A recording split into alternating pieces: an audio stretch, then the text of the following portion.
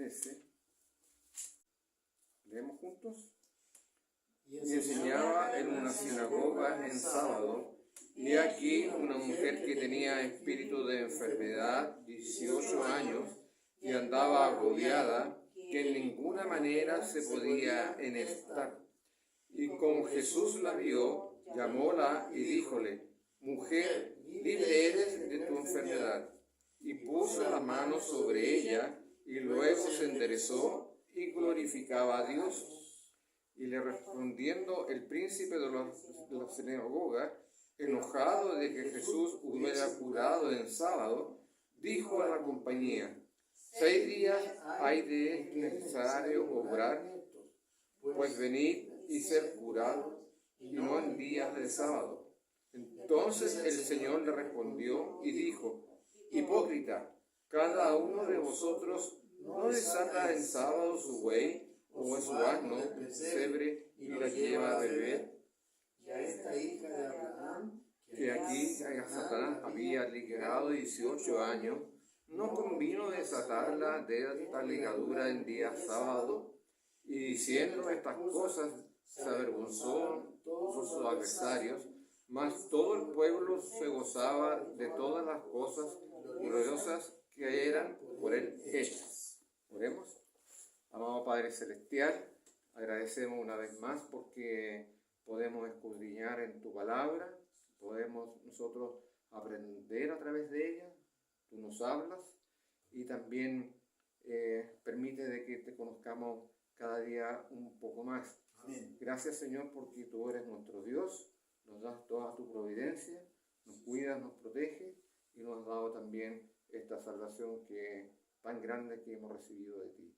Todo lo pedimos, Señor, con acciones de gracia por todo el bien que recibimos siempre. En el nombre de Cristo, mi Salvador. Amén. Amén. Pueden tomar sus asientos. En este relato, ¿no es cierto?, encontramos el desarrollo de una sanación, ¿ya? Y la sanación se produce durante un día sábado. ¿Ya? Y el Evangelio de Lucas nos dice que enseñaba nuestro Señor Jesucristo en la sinagoga, ¿ya? Pero no se nos dice tampoco específicamente en qué lugar.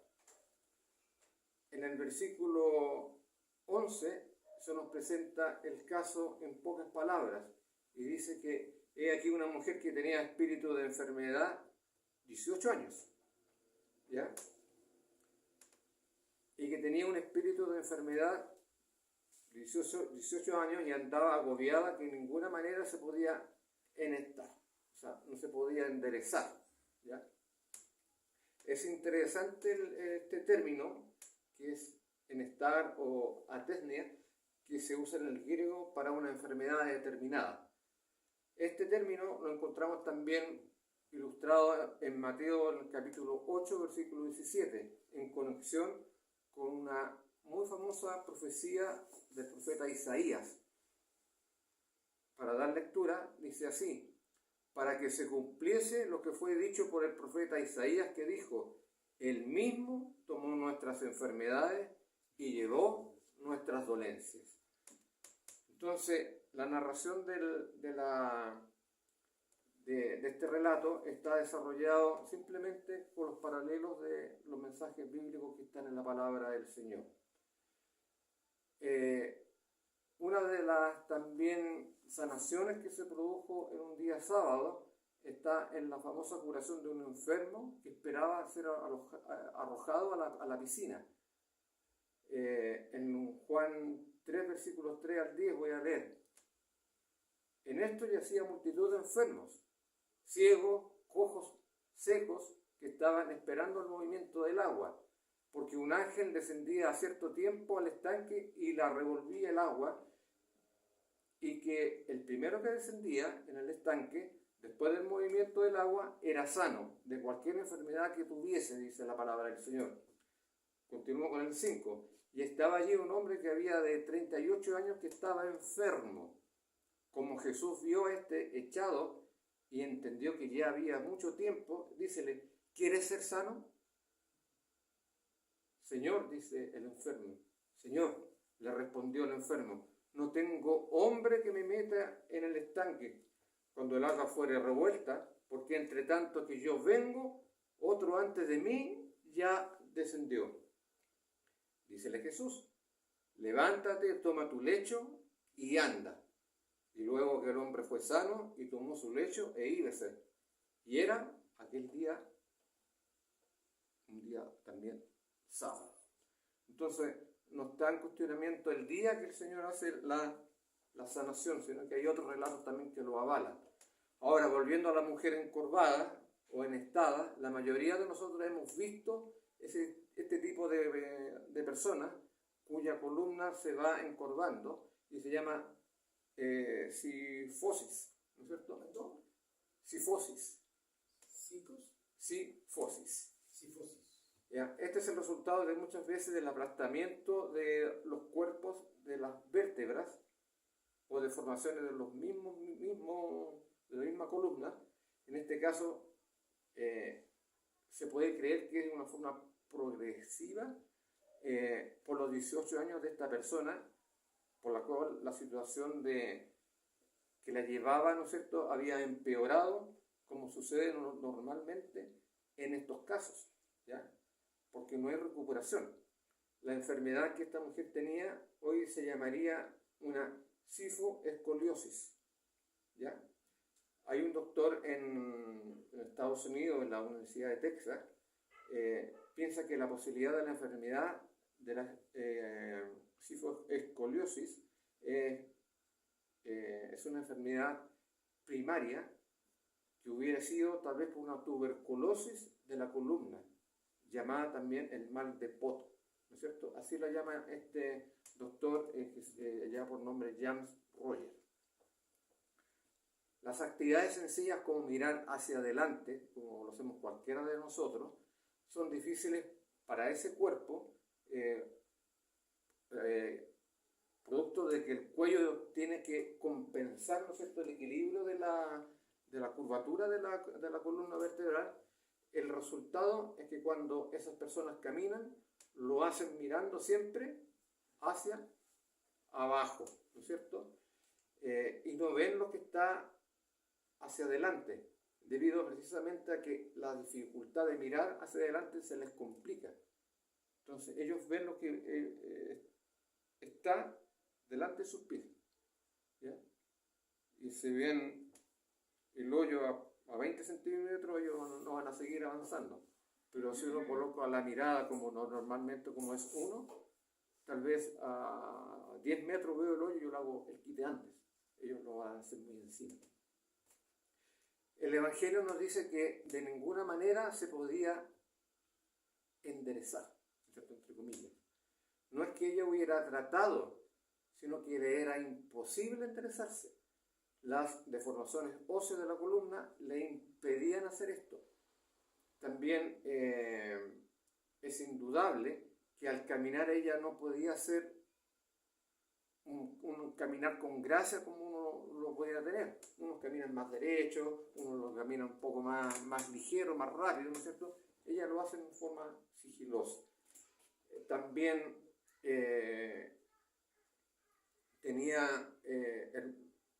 podía haber tenido hermosos vestidos, pero no podía lucirlos.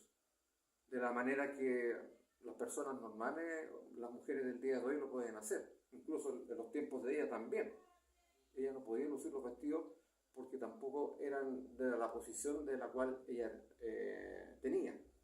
Tenemos que notar que no se hace ninguna referencia a esta mujer que solicitara a nuestro Señor Jesucristo la sanación, porque no lo menciona, no le pide al Señor que la sane. Por otro lado, el Señor vio sí su condición y se compadeció de ella y la sanó, solamente por la misericordia que el Señor tuvo. En el versículo 12 dice: mujer, libre eres de tu enfermedad. Y con eso, palabra, ¿no es cierto?, bastó para que ella fuera sana. Anunció un mensaje de ¿qué? De liberación de la enfermedad. Este es uno de los milagros que expresa el concepto de la libertad de las ataduras también satánicas, que veremos también más adelante. en la sinagoga había muchas personas atadas con cadenas, con cordeles, ¿no es cierto? Y el principal de la sinagoga era uno de los que no sabían probablemente que estaba más atado que ningún otro, a pesar de que no estaba atado, pero a lo mejor estaba atado en sus pecados, ¿ya? Es como si tuviera ataduras y cadenas por todos lados, igual que los que estaban enfermos. Eran las cadenas de la religión que él mismo practicaba, a lo mejor en forma vacía, ¿ya? Tal vez de legalismo también. El Señor Jesús, con su palabra, le anunció a esta mujer la libertad, ¿no es cierto? Mujer, eres libre de tu enfermedad. Con el toque de su mano, le dio la sanidad. En el versículo 13 dice, y puso las manos sobre ella. Qué hermoso, ¿no es cierto? Y para nosotros, esto también es un llamado de atención, a pesar de que el Señor Jesucristo, ¿no es cierto? El Señor, ¿no es cierto? La Trinidad, nosotros podemos orarle al Señor y pedirle sanación por cualquier otro enfermo. Ya no necesitamos tal vez ilustrativamente la mano del Señor, sino que el poder del Señor ya es suficiente en estos días para poder sanar. Y sigue siendo, ¿no es cierto?, un sanador. Y es un Señor también de milagros, que para muchos lo tienen omitido en el día de hoy. La Biblia nos habla mucho sobre la libertad y ser libertados. Habla del ser humano antes de conocer a Cristo como Salvador, como a alguien que está esclavizado en la enfermedad, esclavizado por el trabajo, esclavizado por los pecados, esclavizado por muchas cosas. Jesucristo nos dice que esta mujer estaba atada por Satanás, ¿ya? Las Escrituras nos dicen, y conoceréis la verdad, y la verdad os libertará, en Juan 8:32. Y también en 8:36, en el mismo Evangelio de Juan, dice que, así que, si el Hijo os libertare, seréis verdaderamente libres. Ahora, como primer punto, tenemos que notar la secuencia del primer lugar, cómo la vio. Luego la llamó y inmediatamente le anunció la libertad de su enfermedad. Después puso sus manos sobre ella y luego ella se endereza y es curada de su enfermedad. Ella fue a la sinagoga, es decir, el lugar donde se suponía que podía escuchar la palabra de Dios, a pesar de las dificultades que sin duda tendría por caminar, ir en dirección a la sinagoga. Pero fue la sinagoga y fue bendecida. ¿Por qué? Porque en el versículo 13 nos dice que ella glorificaba a Dios a través de la sanación de nuestro Señor Jesucristo. Entonces podríamos hacer una pregunta a cada uno de nosotros, incluso yo también me la hago. ¿Qué fue lo que vio en ella el Señor? Él vio a una mujer agobiada con una enfermedad del sistema esquelético muscular. ¿Sí? ¿No es cierto? Podemos preguntarle y responder eso. Quizás muchos que la habían visto antes, ¿no es cierto?, muchas veces ni se dieron cuenta de que ella allí estaba, pero había alguien que en forma especial la vio en esa oportunidad.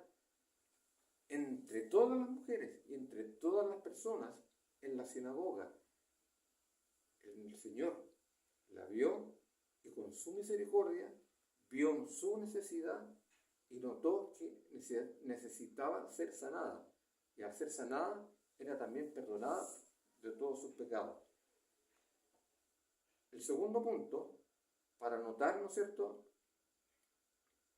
el lugar en el cual nuestro Señor Jesucristo la llamó.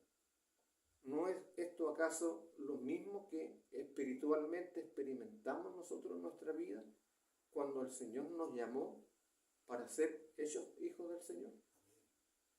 Es la misma situación, ¿ya? Nos vio porque teníamos una necesidad espiritual, ¿ya?, de apartarnos de los pecados y ser limpiados de ellos por su sangre. Dios nos vio en nuestra necesidad, mandó a su Hijo para salvarnos y también nos llamó. como lo dice en Romanos 8:30, y a los que predestinó, a esto también llamó, y a los que llamó, a esto también justificó, y a los que justificó, a esto también glorificó. Mire qué precioso. Todo se enlaza a través de la palabra del Señor. Y la Escritura dice aún más en Hechos 3:6, versículos 6 al 8, cuando Pedro sana a un cojo. ¿Ya? Solamente leeré algunos versículos.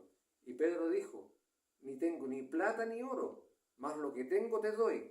En el nombre del Señor Jesucristo de Nazaret, levántate y anda. Y tomándole por la mano derecha, le levantó y luego fueron afirmados sus pies y tobillos. Versículo 8, y saltando se puso en pie y anduvo y entró con ellos en el templo andando y saltando y alabando a Dios. ¿Cómo se amarran, ¿no es cierto?, a la Sagrada Escritura? Alabando al Señor cuando una persona es sanada. Tercero, le habló y le dijo, mujer, libre eres de tu enfermedad. El término mujer para nosotros sería equivalente a llamarla señora. O seguramente podríamos haberle dicho hermana. E implica respeto también a toda persona que entra, ¿no es cierto?, a una iglesia, entra a un templo, porque el Señor no hace excepción de persona tampoco. Ahora, le anuncia que es libre de su enfermedad y el Evangelio no nos da mayores detalles. Pero, ¿qué habrá pensado aquella mujer en su corazón cuando escucha las palabras de nuestro Señor Jesucristo? Mujer, ¿eres libre de tu enfermedad? ¿Qué habrá pensado ella? ¿Será cierto? ¿Es verdad lo que me está diciendo? Porque no conocía al Señor. No lo había visto antes. Quizás había escuchado murmuros de que alguien había haciendo sanaciones. Que había ¿no es cierto? Era obviamente nuestro Señor Jesucristo que lo hacía. Pero, ¿qué habrá pensado ella? Hasta ese momento yo pienso que no había pensado nada. Pero aquellas palabras le anunciaban la enfermedad y la liberación de ella. Sencillamente eso.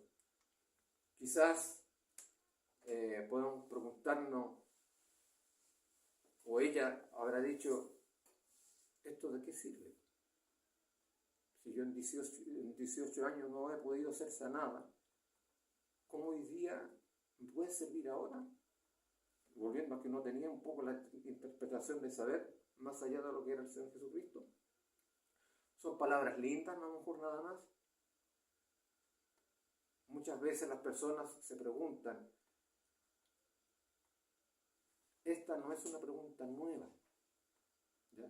Porque muchas veces a lo mejor le dijeron, oye, te puedes mejorar pronto, ¿ya? Quizás pronto pasará este mal. Y pasan los años, ¿no es cierto? Y las personas no mejoran. Pero las palabras del Señor son distintas, porque son poderosas, porque son palabras de vida, ¿ya? Y las encontramos también en estas promesas que están en Malaquías, ¿no es cierto? 3, los versículos 13 y 14. Vuestras palabras han prevalecido contra mí, dice Jehová. Y dijisteis, ¿qué hemos hablado contra ti? Habéis dicho, ¿por qué de más es servir a Dios? ¿Y qué aprovecha que guardemos su ley y que andemos tristes delante de Jehová de los ejércitos? Ahora, volviendo al versículo 13 que dice, y puso sus manos sobre ella y luego se enderezó y glorificaba a Dios, era un espectáculo más lleno de ternura, ¿no es cierto?, que el Señor mostraba a ella. Jesucristo puso sus manos y el milagro se produjo inmediatamente en ella. Es cuando alguien ora y dice, voy a orar por ti para que el Señor interceda. Y en la semana escuchamos que la persona, no sé, le hicieron la cirugía y no encontraron ninguna cosa de afección o de enfermedad que pueda haber sido sospechosa. Son las cosas del Señor, ¿no es cierto? Cristo puso las manos para muchos enfermos y ha puesto sus manos también en estos tiempos para sanar a muchos más. Pero hubo sanidades que se produjeron por su palabra, solamente por su palabra. Cuando vino el centurión le dijo, Señor, solamente di la palabra y mi siervo sanará. Hubieron otras sanaciones en las cuales coloca las manos, ¿no es cierto? Sanó también, dio vida a muertos. Lázaro, por ejemplo. Pero el milagro, cuando se produce sobre esta mujer, es algo maravilloso para una persona que 18 años no ve nada, solamente lo que está en los pies, y de repente se endereza. Y yo digo, ¿quién es lo que primero vio? La mujer. Sin lugar a dudas que vio un poco a lo mejor el cielo, la tierra, las personas, los hermanos que estaban al frente. Quizá eso no era tan maravilloso, pero cuando pone la mirada en el Señor, qué maravilla más grande, ¿no es cierto?, haber visto al Salvador, ¿ya? Al mismo Salvador, al mismo Creador de la vida, al mismo Creador del universo, ¿no es cierto?, al Hijo de Dios, ver que estaba delante de ella, y de muchos enfermos que también experimentaron lo mismo.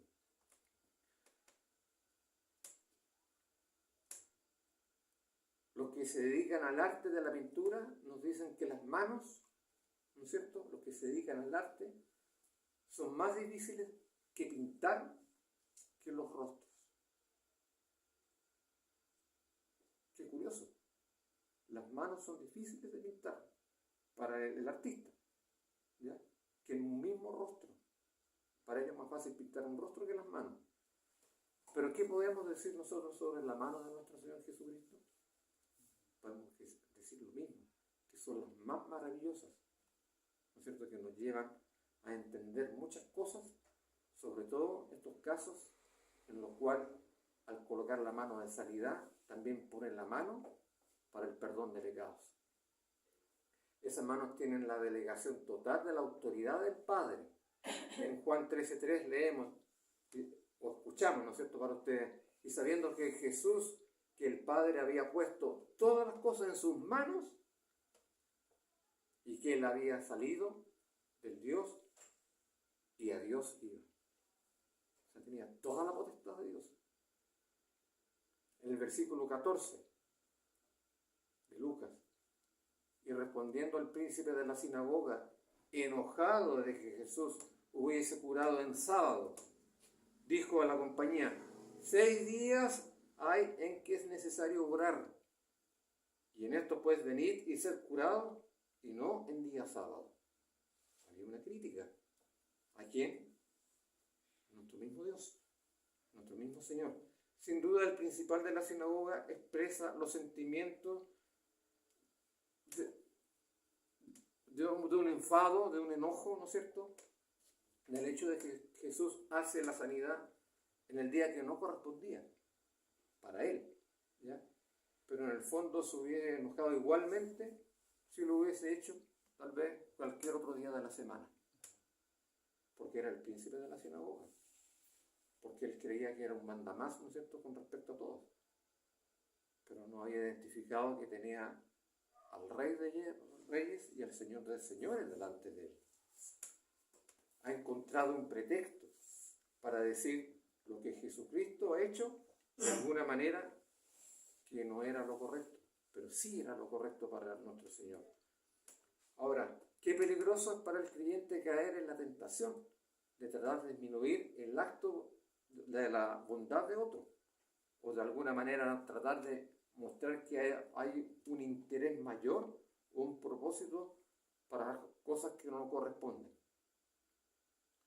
Si yo quiero dar a alguien en forma voluntariosa, a un hermano que necesita, nadie me puede criticar, ¿no es cierto?, lo que yo estoy dando. Entonces yo prefiero darlo en silencio, yo y el Señor. En el versículo 15 dice: entonces el Señor le respondió y dijo: hipócrita, cada uno de vosotros no desata en sábado su buey o su asno del pesebre y lo lleva a beber. Entonces vemos que Jesucristo trata de con severidad a este hombre y lo llama hipócrita. diccionario se define este término como alguien que actúa con hipocresía, o sea, con fingimiento, con cualidades o con sentimientos contrarios a lo que verdaderamente tiene o experimenta. ¿Quién era él? El príncipe de la sinagoga. Hipócrita. La hipocresía es condenada también claramente en las Sagradas Escrituras y en algunos círculos de la sociedad. Este es un pecado que se llega a admitir en la sociedad ya como una necesidad. O sea, ser hipócrita en estos tiempos para algunos es necesario, pero para los ojos del Señor no lo es. Los políticos, ¿no es cierto?, para obtener los votos actúan también con hipocresía. Y después se olvidan, ¿no es cierto?, a quienes, ¿no es cierto?, dieron sus votos, solamente para obtener la popularidad, ¿no es cierto?, de sus votantes. Pero nuestro Señor Jesucristo habla determinadamente y en forma categórica que Él es un hipócrita, el príncipe de la sinagoga. El versículo 16 dice: y a esta hija de Abraham, he aquí Satanás la había ligado 18 años. ¿No convino desatarla de esta ligadura en día sábado? Notemos que el Mesías la llama hija de Abraham. Nuestro Señor Jesucristo la llama así. La mayoría de la gente la consideraba con lástima a esta mujer, entristecida, encorvada por su larga vida, por su enfermedad, probablemente por su pobreza, después de todo lo que ella era, uno de tantos enfermos que vivía agobiado por una enfermedad crónica, que también se debilitaba e impedía que pudiera hacer muchas otras cosas, los quehaceres de la casa, por ejemplo. Pero Cristo se refiere a ella como hija de Abraham. No había un título más alto para un israelita, aún en el día de hoy, que pudiera ser llamada hija de Abraham. Nuestro famoso padre de la fe. Esto no tenía un sentido étnico tampoco, porque no era nada distinto a ser llamado así. En el sentido de una mujer de fe, como también Abraham lo fue, porque finalmente ella sí tuvo fe. Y al tener fe, ella alababa al Señor en la sinagoga. Ahora tenemos un concepto similar en Juan 1:47, cuando Jesucristo vio a Natanael y dijo, Jesús vio venir así a Natanael y dijo de él, he aquí un verdadero israelita, en el cual no hay engaño. Lo reconoció, ¿ya? No era un hipócrita. Por supuesto que con la gran mayoría de las personas alrededor de los cuales se movía el Señor Jesucristo, todos eran israelitas, pero este no lo era solo de nacimiento, por algo, a lo mejor étnico, sino que lo era de corazón. Hablamos de Natanael. Ahora, para volver al versículo 13, cuando puso las manos sobre ella y luego se enderezó y glorificó a Dios, suponemos que este día sábado fue cuando la enferma, ¿no es cierto?, iba a la sinagoga. Su espíritu estaba molesto, acongojado, ¿no es cierto?, con padecimiento. ¿Cómo ella iba a pensar que este día en especial se iba a producir algo milagroso para ella? ¿Fue por sí sola en ese preciso momento? ¿O la llevó el Señor para que se trasladara a ese lugar? Yo me pregunto, ¿cómo se iba a imaginar que ese día iba a ocurrirle algo maravilloso, digno de alabanza por un milagro que sería hecho por nuestro propio Señor Jesucristo? En Mateo 4:10 dice que podemos tener una conexión con el Señor a través de Él. Porque cuando las enfermedades a veces son atormentadas por el mismo Satanás, ¿no es cierto? Jesús nos deja, digamos, una ilustración, ¿ya? Y un ejemplo muy potente en Mateo 4:10. Entonces Jesús le dice: vete, Satanás, que escrito está, al Señor tu Dios adorarás y a Él solo servirás. El diablo entonces le dejó, y aquí los ángeles llegaron y le servían. Es un ejemplo, ¿no es cierto? Hay personas que dicen: si el Señor me sana, le sirvo. Si el Señor me recupera, yo voy a la iglesia. Y no van. Y no se presentan. Y hay personas que se han vuelto a enfermar. Pero siguen diciendo: si el Señor en esta oportunidad, ahora sí. Si el Señor ahora me sana, ahora sí, Señor, voy a ir. Y ocurrió un caso que en la segunda enfermedad, tampoco fue. Y en la tercera, dijo: oh Señor, ahora sí. En la tercera, yo sí te sirvo. Pero si tú me recuperas, yo ahora sí voy. Pero ya era tarde. Porque no eran, digamos, palabras sinceras. Eran palabras de buscar, ¿no es cierto?, por conveniencia la sanación. Pero esa persona ya falleció ya. No era una escogida del Señor tampoco. En Mateo 12:26, y si Satanás echa fuera a Satanás contra sí mismo, está dividido. ¿Cómo pues permanecerá su reino? No podrá.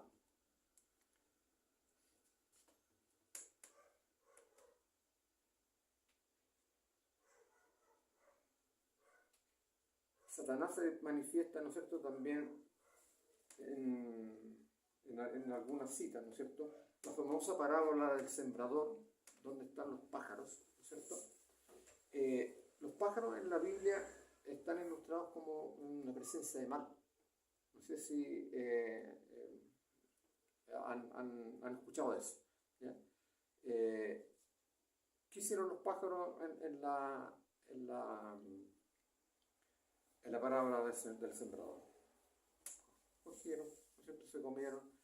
En otras parábolas también aparecen los pájaros, ¿no es cierto? Hay pájaros que están identificados en el Antiguo Testamento como carroñeros, ¿no es cierto? Pero ilustrando, ¿no es cierto?, que en la presencia del mal en los pájaros está también la presencia de Satanás. Pero contra él, nosotros como hijos de Dios, y el Señor reprenderá finalmente a Satanás para que no puedan nosotros ser tentados.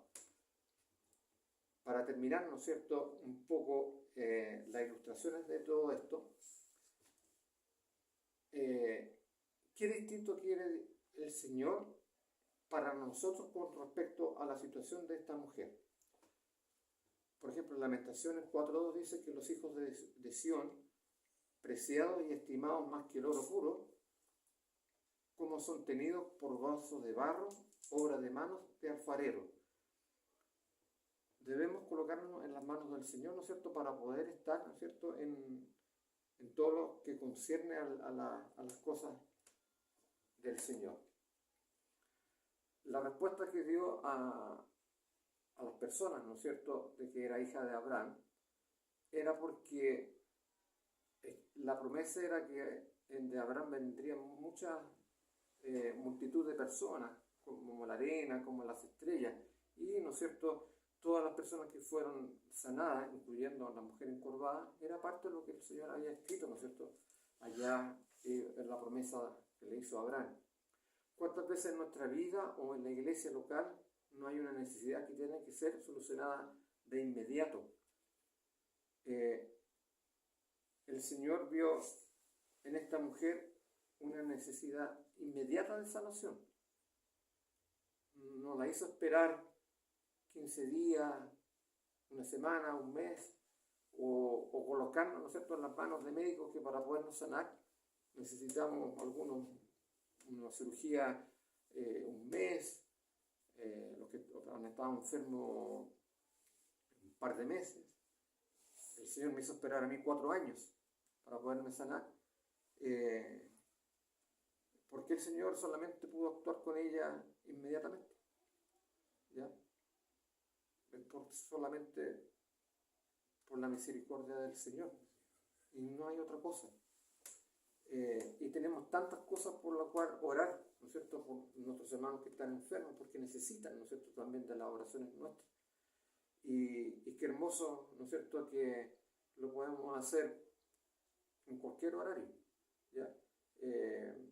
Mi mamá se afectó mucho por una hermana que está en Mirna, que está con un tumor en el cerebro. Fueron amigas hace muchos años.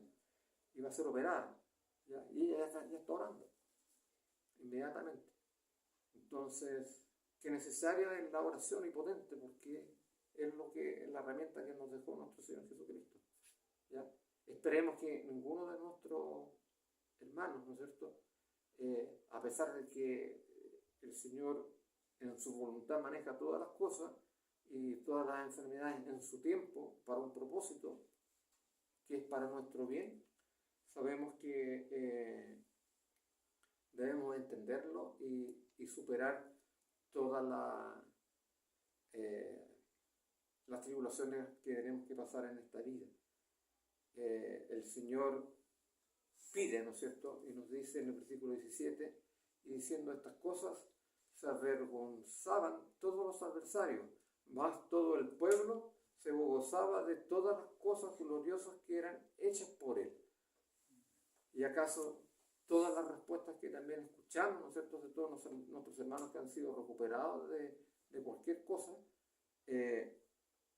alabamos al Señor, le damos gracias y escuchamos los testimonios también de los hermanos que el Señor ha obrado ya milagrosamente, no teniendo alguno ningún recurso para poderse tratar. Sin embargo, el Señor utiliza a las personas, médicos o cualquier otro medio para poder ser recuperado y sacado de este problema. Ahora, la posición ante cualquier cosa, el Señor va a estar siempre de nuestro lado.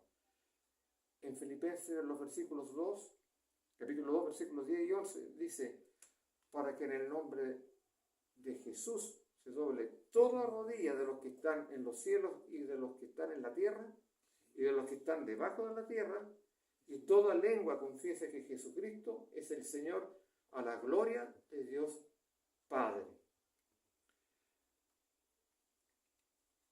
Queda la evidencia, ¿no es cierto?, de que el Señor es poderoso. Y cualquier religioso, como el principal de la sinagoga, ¿no es cierto?, el Señor lo trató de hipócrita, ¿no es cierto? Toda persona debe doblar, ¿no es cierto?, sus rodillas, ¿ya?, y debe confesar, ¿no es cierto?, que nuestro Señor, ¿no es cierto?, Jesucristo es nuestro Señor para la gloria de nuestro Padre.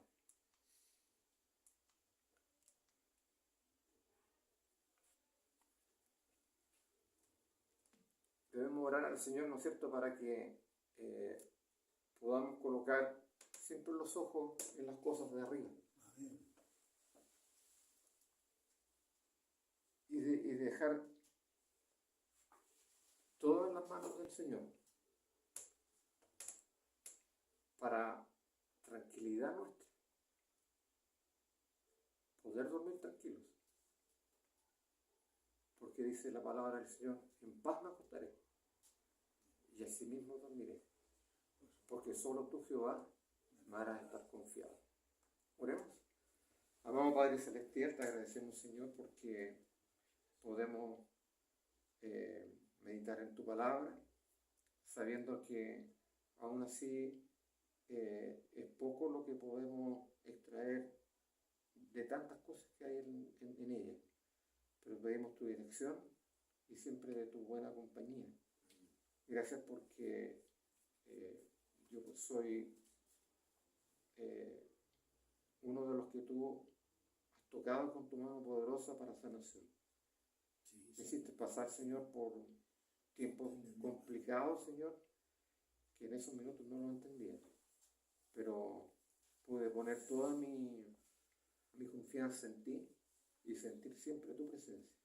Y que tu mano y que tu diestra estuvo siempre presente en mí, no conociendo cuáles eran mi destino, Señor, para servirte. Y que tú me has permitido que hasta el día de hoy pueda estar aquí sirviéndote con vida, sabiendo que esto es pasajero, pero aún más perfecto, Señor, que te he entregado mi vida a ti, sabiendo que el día que tú decidas terminar con mi vida, poder morar contigo en la eternidad, porque tú has perdonado también todas mis faltas y todos mis pecados a través de tu sangre preciosa derramada en la cruz. Permite que nuestros hermanos, Señor, que están enfermos, puedan también ser cubiertos con tu mano poderosa para recuperación prontamente. Entendiendo tu voluntad, Señor, que siempre es perfecta, Señor, para todas las cosas. Y que todos los que han partido, Señor, también enfermos y algunos recuperados, están en tu presencia, Señor, esperando el día glorioso, Señor, en el cual nos gozaremos, Señor, en las bodas del Cordero. Todo te lo pido, Señor, con acciones de gracia, en el nombre de Cristo, mi Salvador. Amén.